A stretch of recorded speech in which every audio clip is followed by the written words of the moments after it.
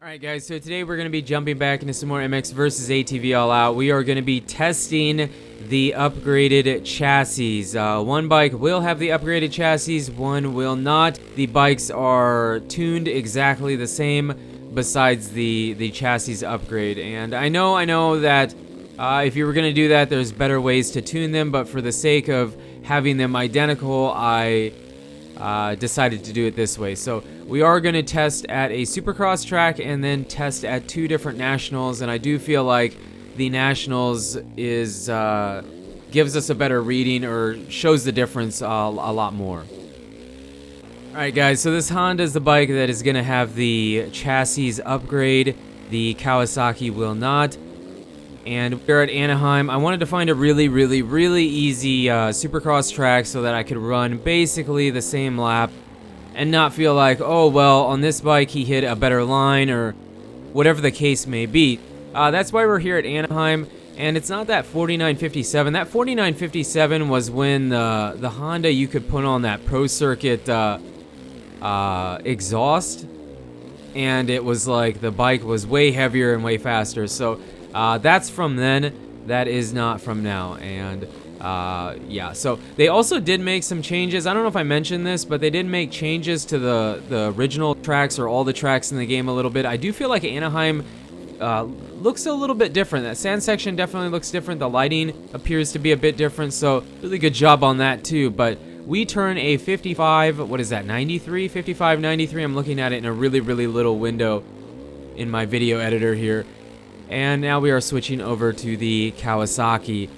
And I feel like the laps here are very similar. I feel like probably where the biggest difference was as far as getting through a section identical would be the whoop section. It just, I don't know, I felt like I didn't get through them as good here on the Kawasaki, and I'm sure that is probably due to the chassis upgrade. I think I mentioned it in the video I did where I talked about the new update, that I felt like the new chassis upgrade made the bike feel more grounded. You had more control over the bike on the ground, and it just felt better when you were on the ground, but it affected it a lot more in the air. And I believe you can see that. So here I think we're gonna turn, oh gosh, I don't even know what we're gonna turn, a 57 maybe? I mean, 1.5, 2 seconds different, and I feel like they were very similar. I mean, give or take a little bit, but it does seem like, at least in Supercross, that the chassis upgrade would be better. And what I feel like the biggest difference is would be that I feel like you're a lot faster and you have a lot more control on the ground, so you're making up tons of time there. And you feel a bit heavier, so you're not floating and hanging in the air as much, but it is harder to get over things. So even with the preload, it's kind of weird because I feel like you might be actually going faster with the chassis upgrade, but when you preload, you just don't get over things the way you think you would or feel like you should. It feels like you're carrying all this momentum, but it's like you don't really go anywhere when you hit the jump. And that was a bit frustrating. Here you'll see it when we cut to the lap. I was gonna say scene, the lap with the CRF 450, that we have trouble even getting over the finish line. Now, you could tune on the bikes a bit different, and I mentioned in the beginning that if you're really going to use a bike without the chassis upgrade, or if you're going to use the chassis upgrade, that it would benefit you to tune the bike to fit that. You know, I have both these bikes are tuned identical. There is no difference. Just the difference is that one has the chassis upgrade on it and one doesn't. But I mean, we're easily, well, I mean, not easily. I was coming up a bit short there. But I mean, that's mostly my fault. And here, when we switch over to the Honda, I just like couldn't get over it. I also feel like you might be crashing a bit easier. I don't know if they adjusted on that. I don't know if they mentioned that, but it feels like you might crash a bit easier when you case into things, or if you overjump. Maybe not. Maybe it's just me. But yeah, so anyways, this lap I decided to go with it because I couldn't get over that finish line without crashing. Now, I'm not saying you can't. I know there's guys that are really good at this game. Just like every game we play here, I know there's guys that are like 10,000 times better than me. But I couldn't do it. I tried a few times and I just could not do it. So Probably should have messed around with the tuning. It might make it a bit easier, but I wanted to have the bikes identical for the video. And I know there's probably a few people that might think, well, he's on the Honda and that bike is better or worse than the Kawasaki, so it's not a good test. All the bikes are the same. I mean, if you think they feel different, okay, but all the bikes are the same. It's just a skin over the bike. They've said that it's not a pay-to-win game. You don't have to buy an OEM bike here. The Rainbow or Nordic bike are identical, and they're just as good as anything else. So, yeah, it shouldn't matter. Way faster. Well, not way faster, but yeah, way faster, because we were laying on the ground in the beginning due to that crash. So, for sure, I feel like it's more noticeable. I mean, yeah, it was only 2 seconds in Supercross too, but we didn't crash. Those laps were very, very similar. And then here we're switching over to Rolling Hills, which will be the final test, and I feel like is the biggest indicator of how big of a difference it really is, because this track, in my opinion, this is just my opinion, in my opinion, it'll probably be a little bit less noticeable on Supercross tracks or national tracks with a lot of jumps on it or really big lines or whatever.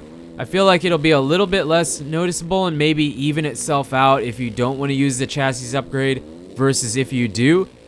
More jumps, bigger lines will probably help you out if you want to be able to compete against people with the chassis upgrade. But for a track like Rolling Hills here, I don't feel like it's going to benefit you at all. It doesn't have a ton of jumps on it. I mean, a lot of elevation change. I already mentioned that I absolutely love the design of this track, but you're on the ground a lot.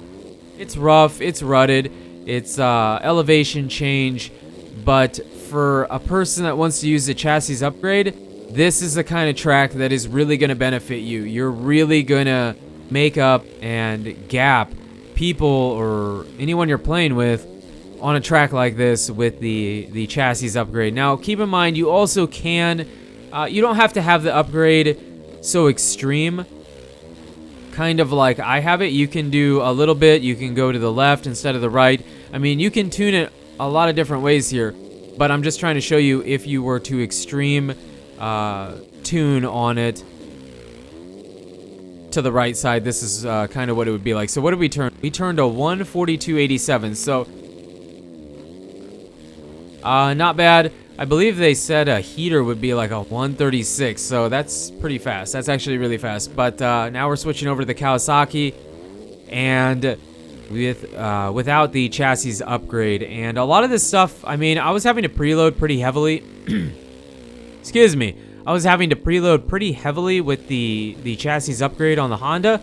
But here, I mean, we can kind of get away with not having to preload some of this stuff, and if we do, we can hit or clear out a little bit easier. So, I mean, you're like kind of making up on the Honda in that aspect, but the chassis is so much better with the upgrade on the ground. You can rail the corners, it soaks up all the bumps a little bit better. It doesn't feel like the bike is hopping around as much, and I mean, you're not floating in the air as much, but you're not, I mean, that rhythm section in the back in between those the trees, where the trees kind of bend over the track, that section we get through, I feel like better on the KX here, but I don't know, it still feels slower. It still feels slower. Like this entire section of going up this hill, it just feels so much slower without the chassis upgrade. But this section here is what I was talking about. I feel like was a little bit better here. So overall, on all the tracks we tested here, having the chassis maxed out, fully upgraded, was significantly better than not having the upgrade. Even if you're crashing, it's still quite a bit faster. So there you go. There is my opinions and kind of my little mini experiment here. But you guys and girls are absolutely amazing. Thank you so much for the support on the channel lately. It really does mean a lot. Let me know in the comments what you guys think, how you like to run your bike if you're playing all out, and what your settings are, if you like the chassis upgrade maxed out or just kind of a little bit, or however you choose to have it. But again, you guys and girls are absolutely amazing, and until the next video, take it easy.